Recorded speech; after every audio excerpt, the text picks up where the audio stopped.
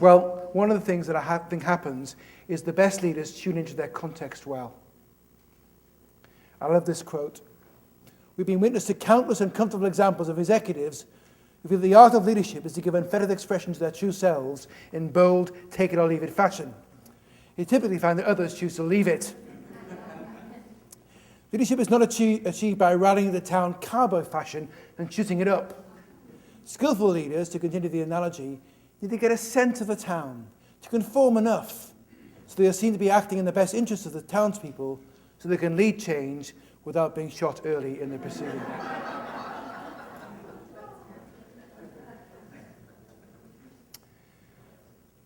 Understanding your context, understanding the people that you're working with, actually believing in the staff and the children and the community. We did a study recently on our best, most effective schools are schools often where the principal's been there a long time and is absolutely committed to that area and those staff and that community. And they built those relationships over years with those staff and those parents and that community.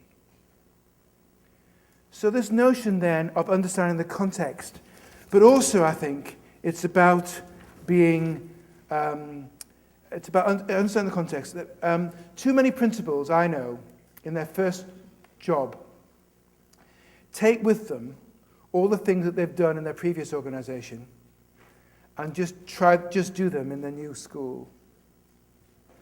And they find that they don't necessarily work. It happens in football as well. I've got my football team. They appoint great managers who've been great out everywhere else, and when they come to Newcastle, they can't do it because they haven't thought themselves into the context.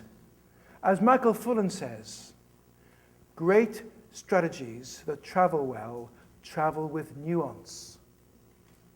They don't just transplant; they travel with nuance. You can't just take something and say, it worked there, it'll work here. You've got to think yourself into the context that you're in and apply some nuance to that context. But the great leaders, not just indomitable, but they're compassionate. They understand that few people live simple, uncomplicated lives. Few children and few adults live simple, uncomplicated lives. They know that their staff may have all kinds of things going on in their lives that will affect how they're operating at work. As Plato said, be kind, for everyone you meet is fighting a hard battle. The empathy, the emotional intelligence of leadership is crucial. Otherwise, people will not want to be led by you. They're looking for authenticity, for genuineness, for kindness, for compassion, as well as for resilience and determination and focus. And I came across this poem, which I want to read to you. A word from the led, and in the end, we follow them, not because we are paid, not because we might see some advantage, not because of the things they have accomplished, not even because of the dreams they dream, but simply because of who they are. The man, the woman, the leader, the boss.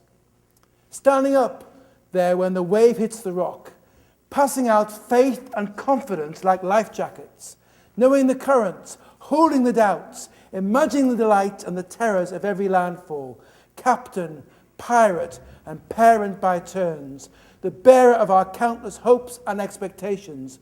We give them our trust. We give them our effort. What we ask in return is that they stay true. Authentic leadership. Genuineness. Do they care? Are they honest? Are they authentic? Do you want to be led by that person?